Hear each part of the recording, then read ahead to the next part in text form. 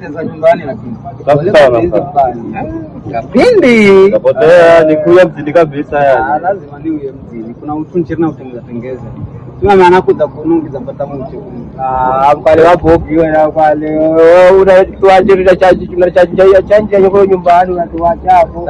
Mimi nafikiri nalopa. Wala mbacha ndio kuchumbani huko bwana. Wana fanusa wako. Unapenda najuza mche wangu. Wacha mtana naye tutaje sana urofumani. Wasemaje? Anasema shemeji yao ni mtu fiti sana roho safi. Asante, mimi nawapenda pia. Lola. Wala kiburu chake. Kiburu chake chake. Wala kiburu chake kabisa kile nyumbani. Lola. Kana kiburu zola chaza tukura.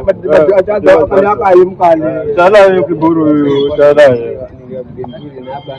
Tunaongea tabia kufuru. Chakubuge Azina la mtu hape. Wala jino. Kada mana kabwa. Mbona unasema jine? Kada mana. Dola sura. Sisi mnene sana lakini ndaelewa ni. Kaelewa. Lakini kitu kiu. Lakini cheke. So mumpalo do labda mazo kule. Au mzini kwani kwa mtu ya kunira marama za vino muche wani. Mucha nafaka le na gita.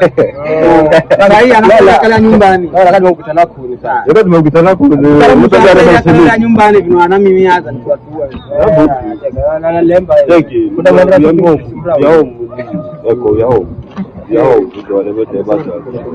Bado mara sisi kula hotelini kwenda. Nataka mtama watu.